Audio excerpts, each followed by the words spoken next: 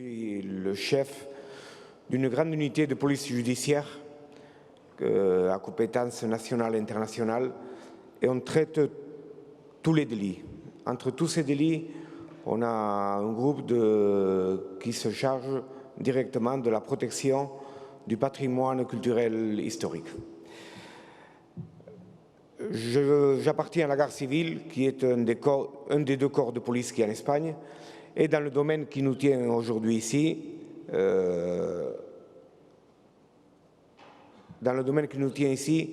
nous avons une position privilégiée et unique parce que nous avons la mission de la protection des eaux territoriales espagnoles.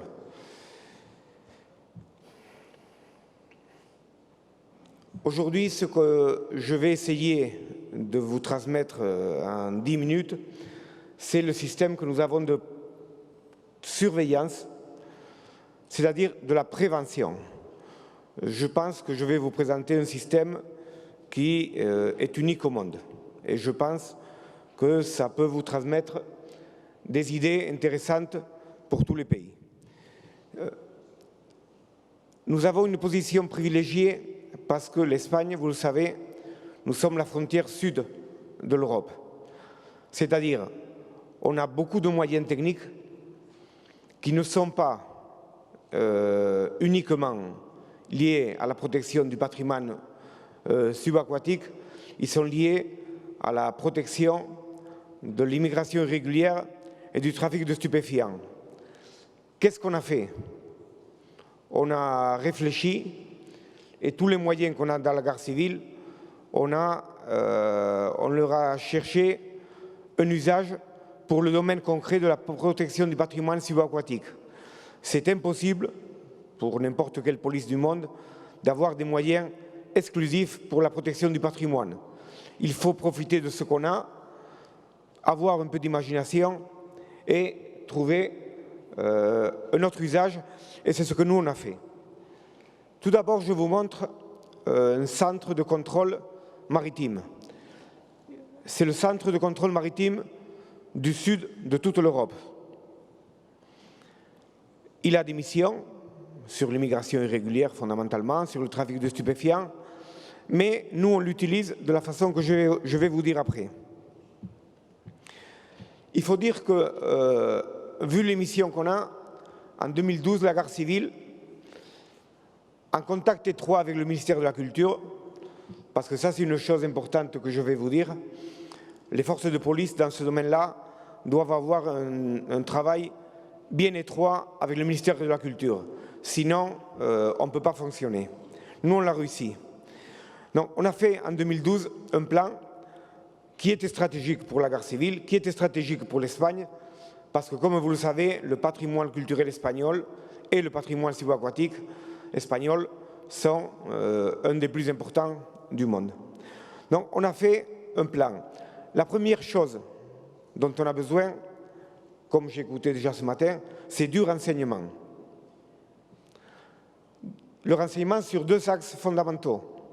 D'abord, avoir, et ça c'est un travail surtout du ministère de la Culture, on a besoin de situer sur la carte des eaux territoriales espagnoles toutes les épaves qui sont déjà identifiées. Et on a mis un certain temps, mais on a réussi. Donc, d'un côté, on a déjà tous les sites sous-marins à protéger. Et après, comme j'ai écouté aussi ce matin, on a besoin de connaître l'ennemi entre guillemets, c'est-à-dire les entreprises mondiales qui font du pillage, et connaître tous ces moyens et connaître tous ces bateaux. Donc, avec ces renseignements, on peut travailler sur la prévention. Ce centre, disons, maritime, on a monitorisé tous les bateaux connus, et je pense qu'on les actualise régulièrement, tous les bateaux connus des entreprises qui font du pillage. Ces bateaux sont monitorisés en permanence. C'est vrai que quand ils vont faire du pillage, ils éteignent ces systèmes électroniques. Mais ça aussi, c'est un renseignement qui nous sert. Parce qu'on sait à peu près quand est-ce qu'ils sont en condition de faire du pillage.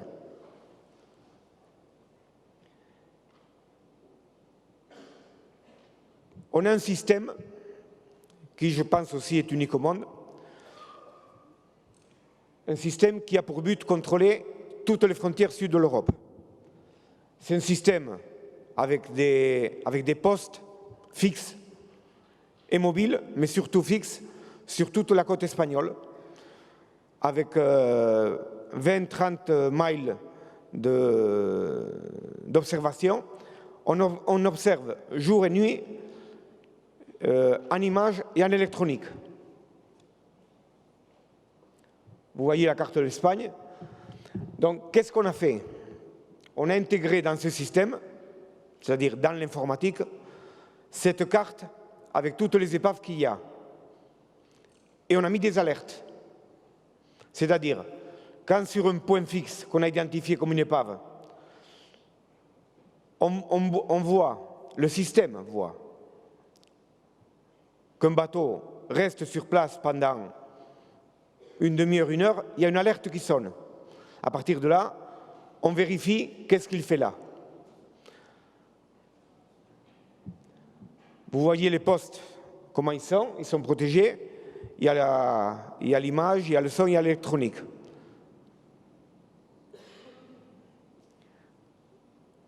Après, bien sûr, quand il y a un bateau qui est arrêté sur zone, on envoie les moyens pour vérifier. On peut envoyer des drones, on peut envoyer nos moyens propres à la garde civile.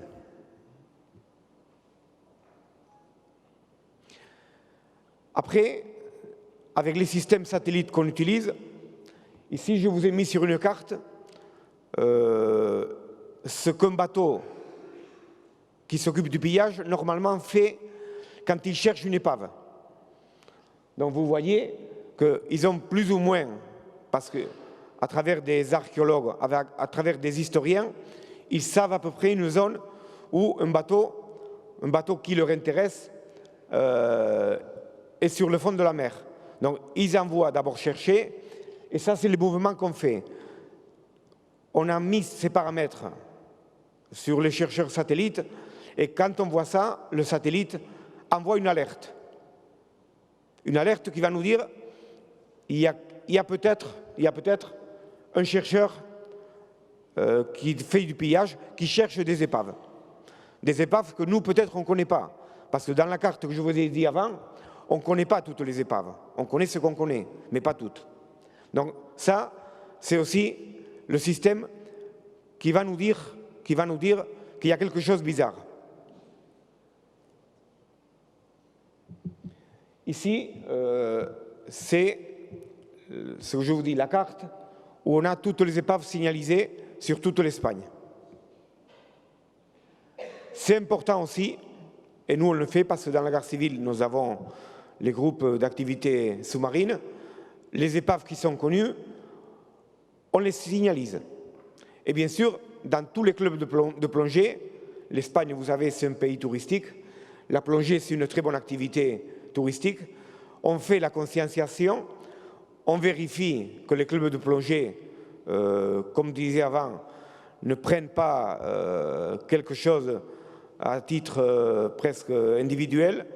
On fait la conscientisation, mais sur les épaves, celles qu'on peut signaliser, en dépendant de la profondeur, elles sont signalisées. Donc je pense que c'est aussi la prévention pour protéger notre moyen, notre épave.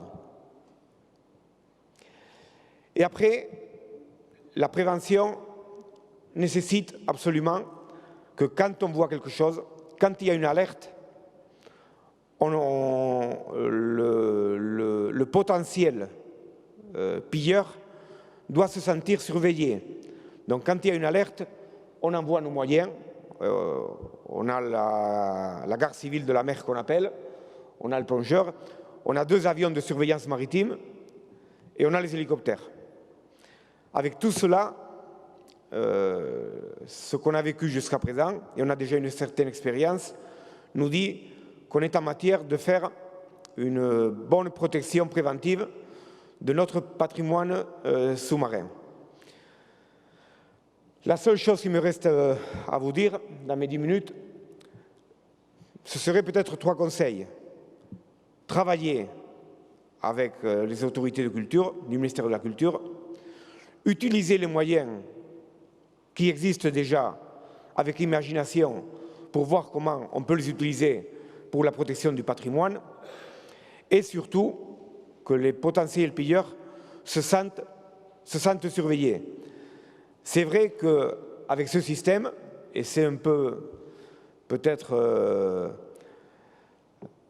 pas très bien, les pilleurs, s'ils doivent aller faire du pillage, je pense qu'ils trouveront des pays, des côtes, des eaux moins surveillés que le territoire espagnol. Et pour moi, je n'ai plus rien à vous dire. Après, je répondrai à vos questions si vous les avez. Merci beaucoup.